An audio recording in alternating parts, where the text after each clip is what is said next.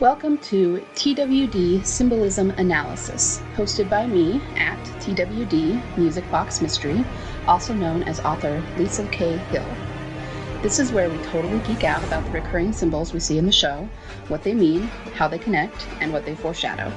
So if you're a TWD geek, come over to the dark side. We have Daryl.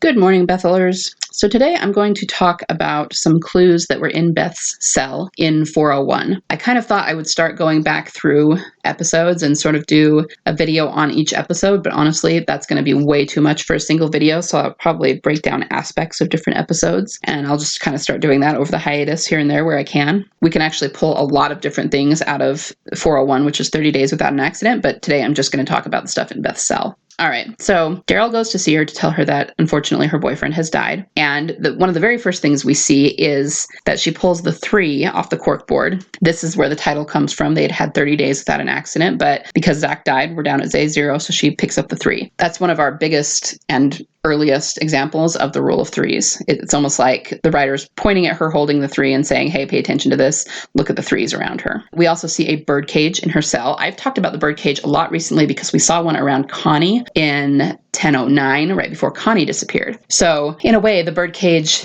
as I've said before, foreshadows the character disappearing, kind of a death fake out, but it also foreshadows not a death, but a return. So let's put it this way. I'll kind of do here what I did with Glenn during 6A. So when Glenn apparently looked like he had died in 603, really we know now that he didn't and that it was Nicholas, I said back then, all of the same symbolism that is around Glenn right now was around Beth. So if Glenn dies, then TD is screwed because that means all that symbolism was there and he really did die. Okay, but I said that because I was very confident that he would not die and he didn't. So again, because Glenn lived, all the symbolism around him was around Beth, and that proves that Beth will live. Similarly here, we don't know Connie's fate yet, but assuming that Connie shows up at some point, that pretty much proves that Beth is alive because the birdcage was next to her too. Okay, and I'm telling you, it does not show a death, it shows a death fake out and a return. And by the way, there was a birdcage next to Glenn as well. What else we got here? We've got a no exit sign. There's a few theories about what this represents. So originally people thought it would mean that she couldn't leave Grady because literally she was a prisoner there, right? She wasn't allowed to leave. She tried and they dragged her back. And then there's the fact that she was shot and Daryl carried her out, but we think she, whatever happened during those missing 17 days where they left her behind, we believe that she ended up back at Grady. Now, knowing what we know, I actually think that it's bigger than that. It's not just Grady, it's the helicopter group. And now that Rick is with the helicopter group and Angela King confirmed that Heath is with the helicopter group, they do not let people leave. Okay, I talked about that in my last episode about the cure theory. We know that from the woman from the helicopter group, Isabel, that Al met in Fear the Walking Dead. So if you don't watch Fear, then you wouldn't know this, but she told her that they are very secretive about what they're doing. And again, they believe they're doing it for heroic reasons. They believe that they are saving humanity. So they don't want to tell people what they're doing because they're afraid that all of the survivors will just storm them and ruin their operation. And they believe their operation is the future of humanity, right? But because of that, they're very cold about things. They're not into saving people or individuals, and they don't have a lot of mercy. So they're not necessarily a good group morally because they believe that they will be the saviors of the world. And so they don't let people leave. And that is probably why Rick has been there for as long as he has. They took him and it's been 6 years because they have precautions in place and you really can't leave this place.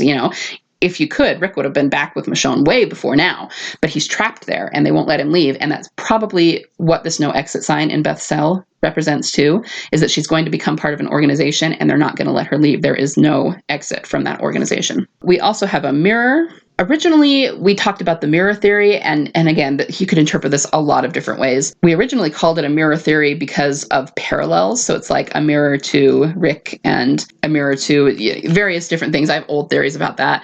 Now, it's not that they're necessarily wrong. What we were picking up back then was different parallels, but I kind of see them differently now. I see them in a much bigger, broader, template for the series and for the different characters, so make what you will of that. But the mirror is interesting, and it honestly, I don't know that I've actually completely formed this theory in my head even, but I almost wonder if it has to do with her scars in a way. Maybe I won't get into that too much now. I need to think about it more, but it's interesting that, we have this gray ninja showing up next episode, which we haven't seen yet in a mask, so I'll just leave it at that. We have a gnome sitting on the table. Now, This is not as big a thing in the US as it is in other countries, but garden gnomes, there's this whole cultural thing about garden gnomes being kidnapped and going missing. Okay, so this is just a very obvious way to show that Beth is going to be kidnapped by the Gradients and she's going to be missing for a time. And understand the gnome thing, just look it up, garden gnomes going missing, like people take them out of other people's gardens, right? That's kind of the idea, they get kidnapped and they can be missing for years. And so this is just a very obvious foreshadow of Beth being missing from Daryl's life for years. And it's really interesting that in the shot, we have both of them in the shot with him looking at her and we have a gnome and a no exit sign. Like it's just, of course, we wouldn't have recognized it back then, but knowing what we know now, it's just very blatant on the nose foreshadowing of what her arc is going to be, what their arc together is going to be. Behind her, we have the red poncho. Now, I've talked about red and green before and about how red can equal death and also resurrection.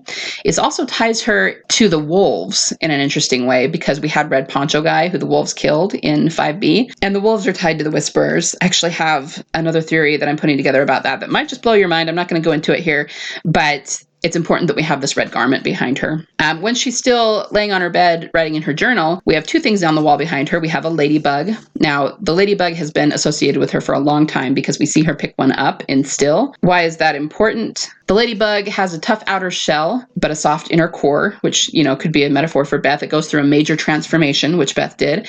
It's also the only natural predator to the aphid. Now, the reason that's important, an aphid is just a bug that creates destruction wherever it goes, right? In 602, when the wolves attacked Alexandria, one of the wolves was named Aphid. And that's where Team Delusional picked up on this because we went, okay, Beth was the ladybug, and the ladybug is the only natural predator that can take out the aphid. So the idea is that in nature, if you have a garden, ladybugs are a good thing because if you have aphids, they will eat your plants, right? They will completely destroy your garden. They're pests, right? But the ladybugs will eat the aphids and then your plants will grow. So if Beth is the ladybug, it almost suggests that she is going to, in some way, take out the aphids, which are causing destruction. I mean, there's just a major metaphor there. And so that's one of many reasons that we expected Beth to show up with the wolves because she was called the ladybug and there was a wolf named Aphid. Now, obviously that didn't happen. But again, formulating a theory about that, and this is why I say that they're tied to the whisperers, because I think the wolves were a foreshadow of something bigger to come. And that thing that's bigger to come is where we are right now in the show. It's the whisperers, it's Beta, it's his horde, it's all of that. So I will get into that later, but it's just very important that we see this. This is an early symbol of her, and it's just super important. We also see sheet music behind her on the wall. Now, that's not surprising given that she sings. I mean, literally in the plot, because she sings, she probably has music and collects sheet music, but also it's a symbol of her. But here's the thing that I was thinking about with this that I don't think I ever really thought about before, and that is that singing is one thing, but when it comes to how music is written, you don't see musical notation when someone is singing, right? You hear the song, but it's not like when you hear someone singing, you're thinking, oh, crescendo, decrescendo. So the only way to actually see or acknowledge a coda is if it's written in sheet music. Okay, so we cannot see what the sheet music is. We cannot see if there's a coda on there, but given how much the show pays attention to detail, I would bet that this is sheet music that has a coda on it. So just kind of interesting, right? Okay, those are the major things. People have pointed out the blanket that's sort of behind Daryl when they hug. It's blue, which is one of Beth's colors, and it's got an interesting design on it that kind of looks like stars, so it could be related to the North Star. The final thing to talk about here is just that the Bethel hug happens. All right, now that's not a specific symbol in the way that most of these others are, but it's super important, guys, and I've talked about this before. I had to laugh. I literally cracked up when I watched this scene because they hugged, and you get this little bit of awkwardness and sexual tension, and then the sweater falls down off her shoulder. And that still makes me laugh because it was just a ridiculously obvious way to show that there was going to be romance here. If Beth had hugged Glenn, I guarantee they would not have had the sweater fall off her shoulder if she had hugged Rick or Carl or anyone else. Just the fact that happened, the reason that the writers put in the hug, put in the awkwardness, and had the sweater fall off her shoulder is because it's all about sexual tension. And they would not have put that in if they did not mean there to be romance here. Now, I know I'm preaching to the choir here. I don't need to tell you guys that, but as a writer of stories myself, I'm promising you that was on purpose, and they would not have put that in if this was going to be a platonic brother-sister relationship. So also the fact that this is 401, which is one episode after Andrea died, one episode after Gimple took over, we immediately front and center have Beth and Daryl hugging, which is a foreshadow of their entire arc, which has lasted 5 seasons now, and where it's going. So all of this is super important, and I just wanted to point that out. And these are some of the early symbols we had of Beth, and what's really fun about it is that they're still going. I mean, we just saw a birdcage around Connie and then she disappeared. And Daryl doesn't know where she is. And he went looking for her briefly and she's missing. Even though a lot of this we originally tied to the wolves, we're seeing the parallels between them and the whispers, and that is going on right now. So the symbolism hasn't gone anywhere. It was a long time ago for us, actually for them too, because for Daryl it's been more like 8 years, but it's still there, still going strong. And this is why I'm still a member of Team Delusional. All right, I will see you in the next video.